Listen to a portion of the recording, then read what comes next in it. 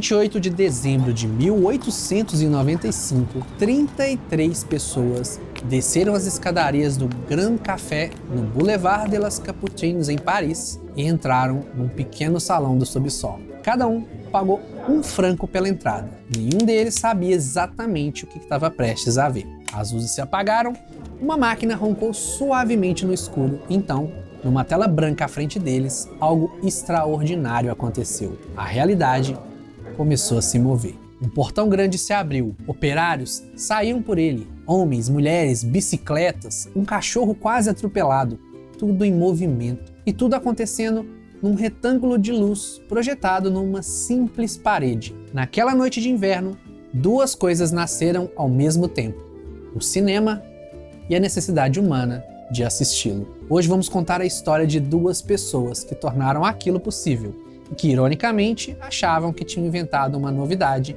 sem nenhum futuro. Auguste e Louis Lumière nasceram em Besançon, no leste da França. Auguste em outubro de 1862 e Louis 2 anos depois. O pai, Antoine Lumière, era um homem de contradições, pintor de letreiros por formação, fotógrafo por ambição e empreendedor por necessidade. Antoine era famoso por gastar mais do que ganhava. Após alguns anos perambulando entre Lyon, Paris e Besançon com a família, ele decidiu que pintura não tinha futuro e que fotografia era o caminho a se seguir. Aprendeu seu ofício num estúdio e abriu seu próprio negócio. Em 1878, suas fotos foram expostas na Exposição Universal de Paris, um sinal de que o investimento havia valido a pena. A família cresceu. A mãe, Diane Josephine, começou trabalhando como lavadeira e terminou dominando a arte da fotografia por exigência dos negócios do marido. Já Auguste e Louis saíram da escola técnica e foram direto para o laboratório do pai, para atuar como solucionadores de problemas. E o problema que precisava ser resolvido se chamava placa seca fotográfica. O suporte fotográfico que a família buscava aperfeiçoar, que ainda era muito caro e trabalhoso demais para viabilizar um negócio em grande escala. Antoine havia gastado todo o dinheiro da família tentando resolver isso e a empresa já estava à beira da falência. Auguste e Louis, ainda adolescentes, trancaram as portas do laboratório e só saíram de lá com uma solução. Chamaram a nova placa fotográfica de Etiquette Bleue ou etiqueta azul.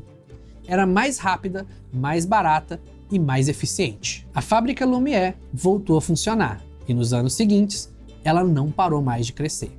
Em 1894, a família era a maior produtora europeia de placas fotográficas.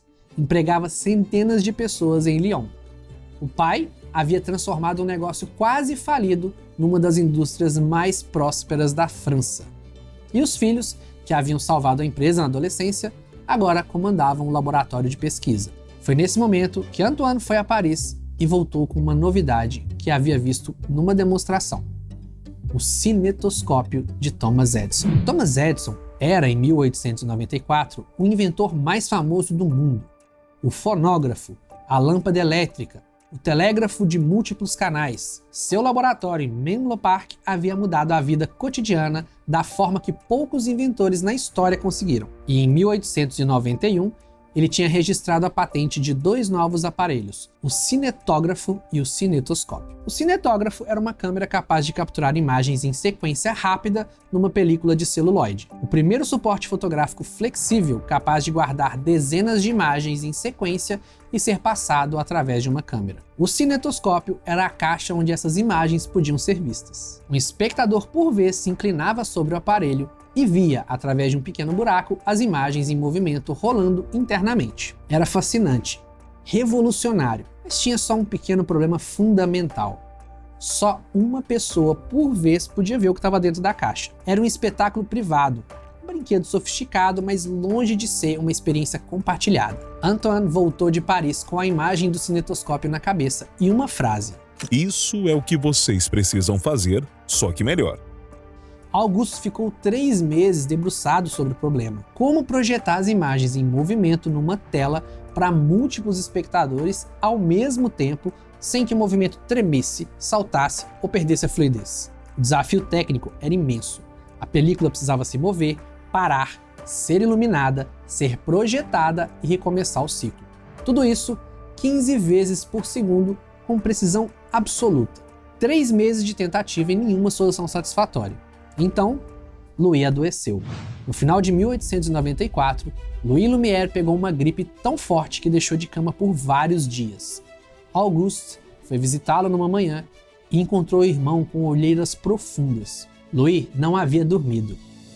No silêncio da noite, eu não conseguia parar de pensar no problema. Fiquei revirando as possibilidades na cabeça horas a fio. E em algum momento, antes do amanhecer, a solução apareceu. A imagem que veio a Louis naquela noite de insônia não veio dos livros de mecânica, nem dos manuais de ótica.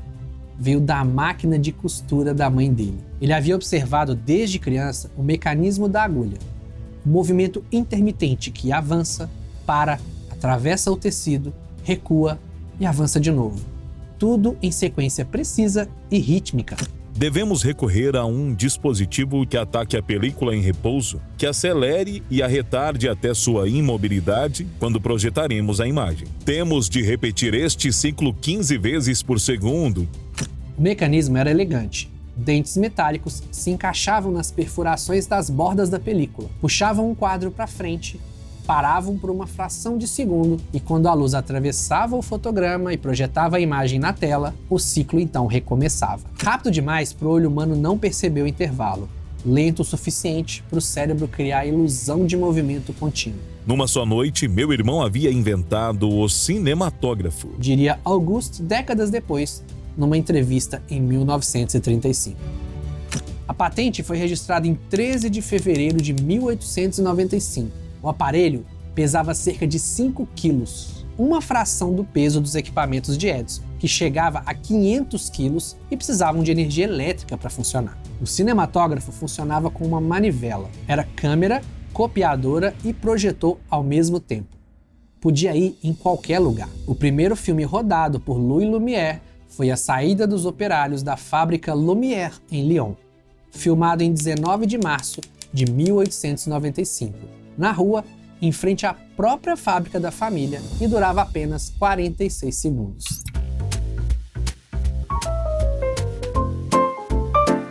Nele, trabalhadores saíam pelo portão ao final do turno de trabalho.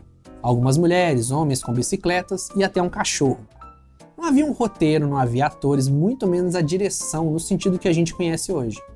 Louis simplesmente apontou a câmera para o que estava acontecendo e girou a manivela. Era o mundo capturado em movimento e isso por si só era suficiente para ser extraordinário. 3 dias depois, em 22 de março de 1895, os Lumière fizeram a primeira exibição para uma plateia com cerca de 200 membros da Sociedade de Incentivo à Indústria Nacional, em Paris. A sensação foi de espanto. Léon Gaumont, que estava na plateia, se tornaria um dos maiores produtores de cinema da história. Saiu de lá sabendo que o mundo havia mudado. Nos meses seguintes, os irmãos filmaram tudo. A família tomando café da manhã, crianças brincando, mulheres pendurando roupas lavadas num varal, barcos no porto, um jardineiro sendo surpreendido por um garoto que pisou na mangueira. Esse último, O Regador Regado, é considerado a primeira comédia da história do cinema. Um homem olha para o bocal da mangueira, o garoto solta o pé, o homem leva um jato de água na cara.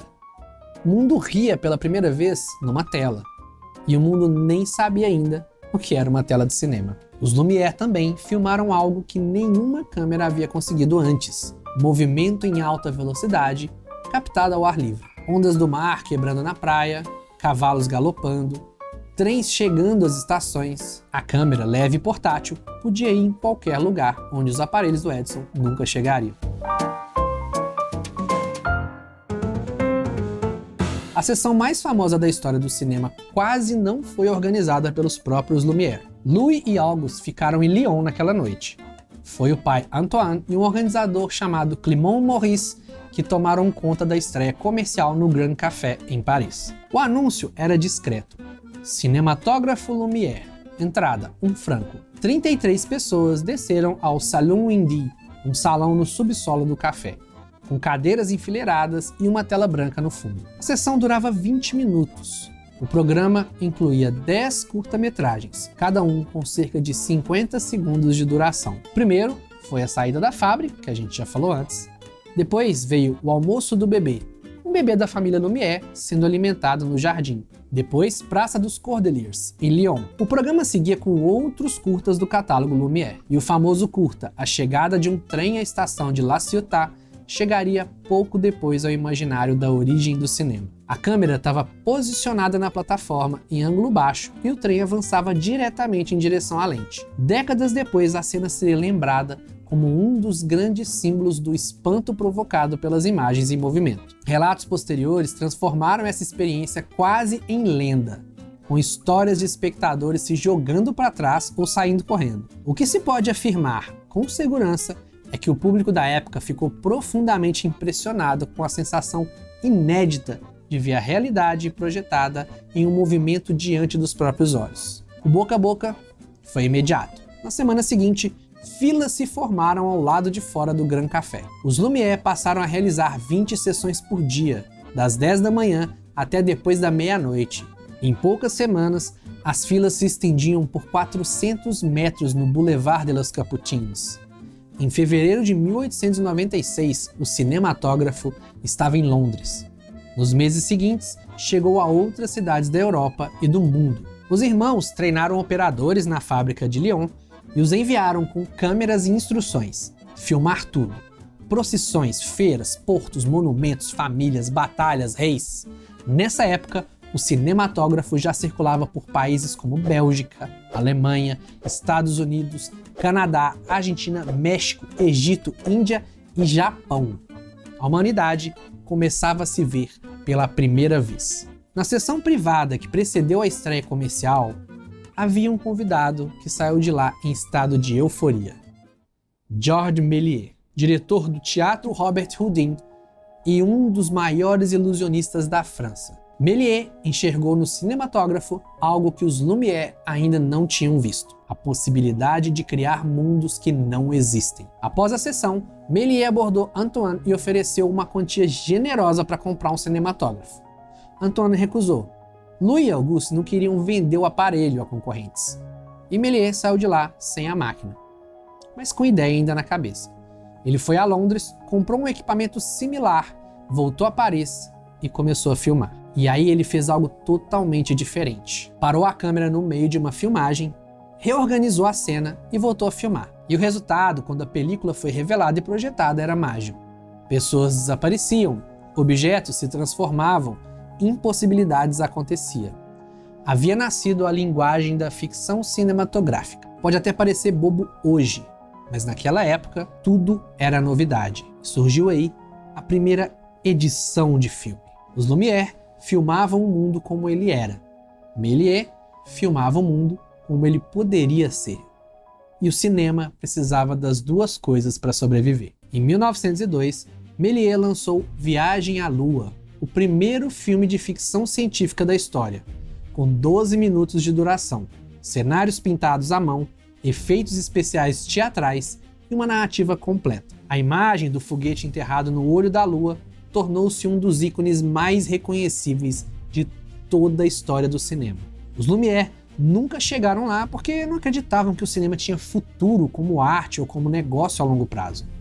Eles achavam que era uma novidade tecnológica que o público ia cansar em breve. Por volta de 1905, 10 anos após a primeira sessão no Grand Café, os irmãos Lumière já haviam se afastado do negócio cinematográfico. O cinema havia sido extremamente lucrativo para eles, mas eles não viam mais interesse. Uma frase atribuída aos Lumière ficou para a história: o cinema seria uma invenção sem futuro. A ideia por trás dela era que o público se cansaria muito em breve daquela novidade, da mesma forma que havia se cansado de outras atrações de feiras e exposições lá do século XIX. E eles estavam muito errados, de uma forma que poucos erros na história podiam se igualar. Mas a vida que eles construíram depois do cinema foi igualmente impressionante. Louis voltou para o laboratório e se dedicou à fotografia a cores.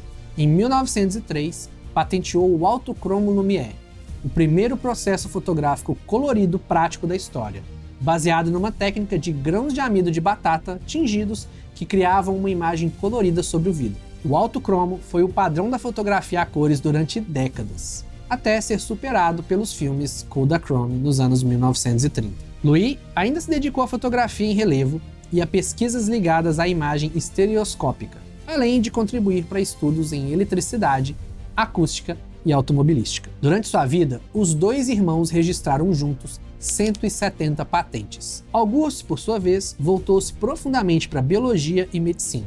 Sem formação médica universitária formal, mas por estudos próprios e intensa pesquisa experimental. Passou décadas investigando temas como cicatrização, terapêutica e fisiologia. Publicou numerosos textos científicos e teve seu trabalho reconhecido por instituições médicas. Louis Lumière morreu em 6 de junho de 1948, com 83 anos, em Bandol. Auguste sobreviveu mais 6 anos, morrendo em 10 de abril de 1954, com 91 anos em Lyon. Estão enterrados juntos no novo cemitério de Guitry, em Lyon, a mesma cidade onde, 60 anos antes, um portão da fábrica se abriu e o cinema começou.